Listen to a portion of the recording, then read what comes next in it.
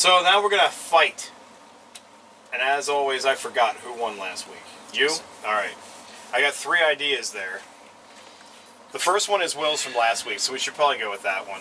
I guess this would be a good one for you and I to fight over, actually. I'd do the first one. Yeah. Okay, so this evening's fight is brought to you by Sir William Bacon. And riptheapparel.com. Where the fuck are you from again? Brussels? Brussels. He's the muscles from Brussels. Yeah, hailing from Brussels. Weighing in at a toit 175 pounds of raw steel. He wishes. And yes, as Matt just said, today's episode is brought to you by Rip the Apparel. That's RIPTapparel.com.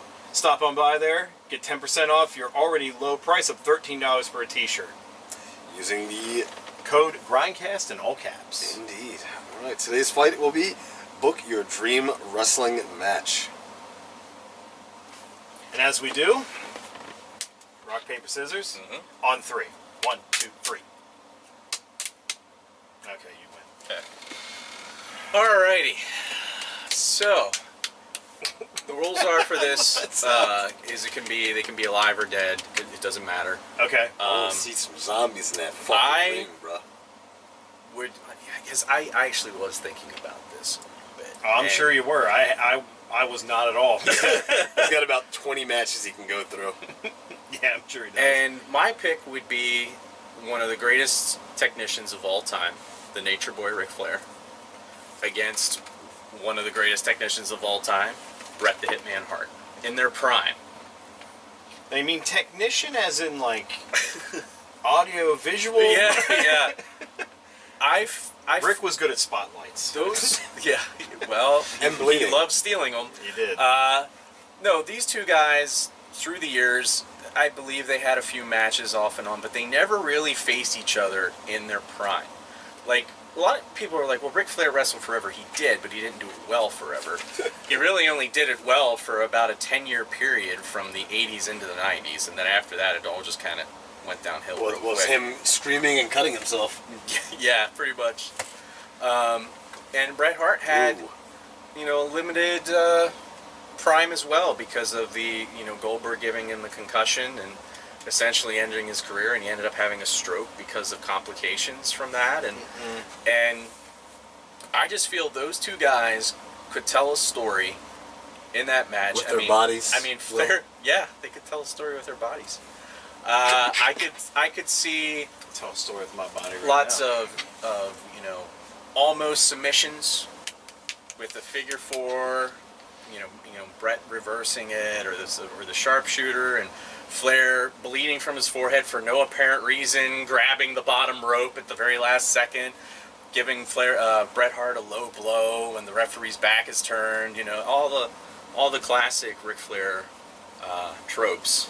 But yeah, Flair, like a lot of people go, they shit on Flair saying that he wrestled the same match all the time. Well, a lot of guys do.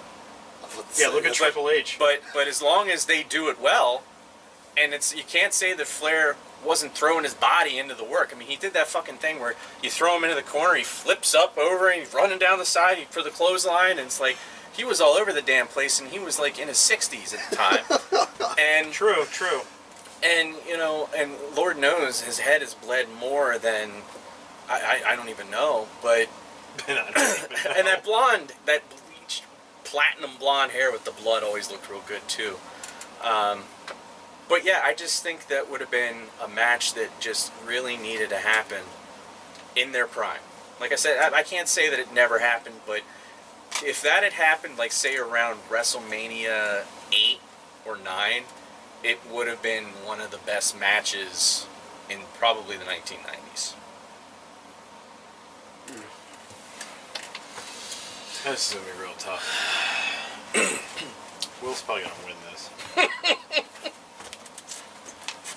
Then you better try, young man. I know my joke one that when we were talking about this last week, I was like, I want to clone the Iron Sheik and have him fight himself. I think that would be great. I love the Iron Sheik. I love him to death. But I don't know, because I was trying to think, like, I wanted to see something where, like, there was one of our top wrestlers that's around now, kind of like what you did, fight one of the legends from back in the day. And one of my favorite wrestlers of all time back in the day was the Macho Man. Mm-hmm. I love the Macho Man. Still love him today. He had the greatest fucking... he sold himself perfectly every goddamn time he came out. He was crazy because of all the drugs.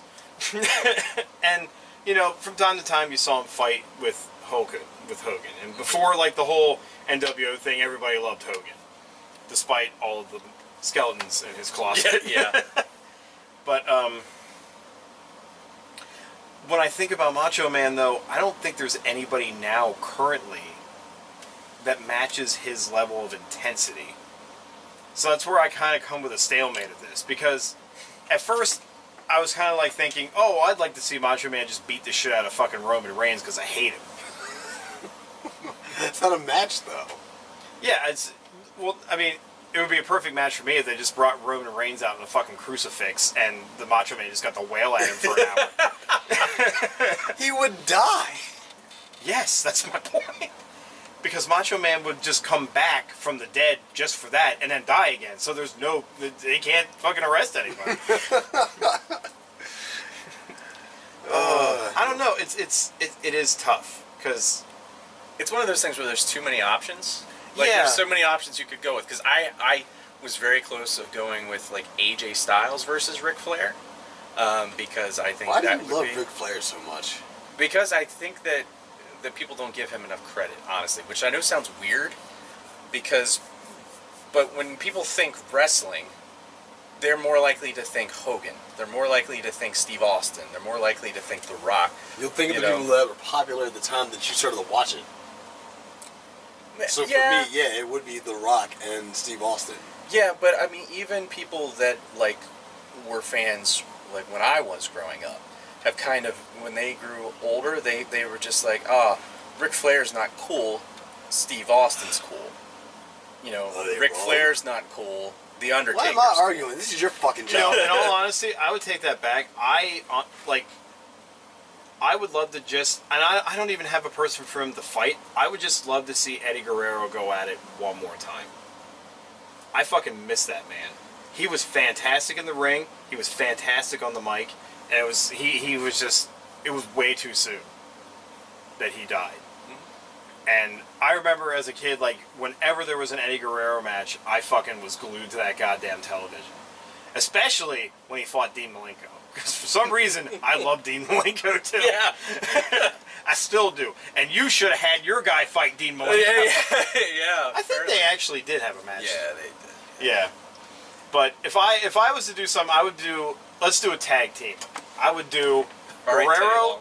I would do Guerrero and Macho Man versus Cena and Randy Orton. That would be my dream match to see. Because then Orton's crazy, so that kind of goes well with the Macho Man. And then Guerrero, he's just, I don't know, I feel like Guerrero's just going to do all this stuff that Cena can't match. Because Cena's just about, like, punching and Marines and stuff like that. So He uses Marines moves. Yeah, he just uses Marines moves. When he pulls out a fucking Sig Sauer Yeah. and just blasts away his enemies. I don't know, like, Pull out my M416. I just had to throw Cena in there because, like, honestly, he's gonna end up being one of those legend names in the, like, down the road if he isn't already. So I just kind of figured, He's the he's the go-to Top if you're meme gonna throw wrestler, a legend person in there. he's a Although, top meme wrestler. yeah, he's got all the good memes. I agree. I mean, there's millions of routes you could have went for this. Like, the first time I was thinking about this, I was like, I'd love to see Andre the Giant fight the Big Show. That'd If be they a could horrible actually get match. a ring that would hold the two of them. Or Lesnar. Lesnar, yeah. Yeah. It would be great to see fucking Andre the Giant would crack open Lesnar and drink him like a beer. Walk off set. Andre the Giant versus Lesnar would be great. I would have loved to have seen, like, if Kurt Angle could actually not Kurt Angle, shit, I can't remember his name now. What'd he do? He had the rack, the torture rack. Lex Luger. Lex Luger, if he wasn't fucking insane right now, it'd be great to see him come back and wrestle somebody else. Like, and I always loved Sting, but the thing about Sting is, like, I've seen him go through his build-up, his best of times, and his worst of times, and I couldn't really tell the difference. Like, he wrestled the same no matter what. But, yeah, I think I'd probably go with that. I'd go with that tag team match, because I think that would be really interesting to see. So now he has to judge this. Mm-hmm. Yeah. Yeah. Usually the rules. Well, as far as this goes, the one thing you gotta keep in mind is, the fuck do I want to see? I know. And I'm sorry, well, I don't really want to see fucking Flair fighting HBK. That's not even who I said. Even, I don't want to see that either. it's even more against your fucking part, because I don't want to watch it. I don't give a fuck who it is. I find Flair boring. That's not what I even said. Again, it don't help his cause, does it? If I don't even... Yeah, I get your point. It's just boring as shit to me. That match sounds like it would be fucking entertaining as shit. It's goddamn Guerrera and Macho Man, who I don't even think they'd get along all that well, but they'd still be fighting together. You don't know what's gonna happen. In this match. You don't, Well, that's dude. true. It would literally just be a fucking 4-way match. It wouldn't even be a tag team at the end of that. Because I'd have a stipulation like you bring them back from the dead with brand new technology, but if they get pinned, they go right back into the grave. So I can even see Macho Man just like fucking throw Guerrero down, just pin him. You just see him vanish. I want this movie right now, dude. Oh man. Bringing back history's greatest people that wrestle one match. Oh. Okay, well I guess I win That this wins. one. Although Fucking I do Orton. agree with you. Ric Flair is very underrated. He is.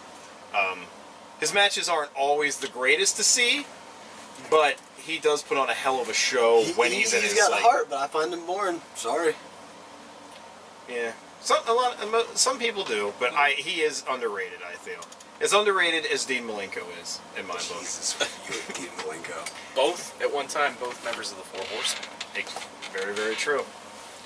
So, yeah, we gotta end this episode. Holy shit! Damn. It's like we just woke up. Oh my god, what time is it? Oh, jeez. Well, everybody, if you're still with us, I want to thank you so much for listening to the show. As always, like we said before, you can get yourself 10% off a brand spanking new pop culture t-shirt over at Ripped Apparel. You can help out the show, help them out, get yourself a great deal in turn. Use code Grindcast in all caps at checkout, and you will get that deal. And head on over to our YouTube channel, youtube.com/c/grindedword to sub and also help us out there. And you can catch this show on Grindcast. What are you looking at? What are you making that face for? Yeah, that's Lex Luger. He looks terrible He's now. gross, Yeah. dude. Yeah. He's like a goddamn crypt keeper. He sure does. And I'm trying to end the show. I'm sorry, it's just so ridiculous. How do you go from looking the way you did All right, to goodbye, looking like everybody. that?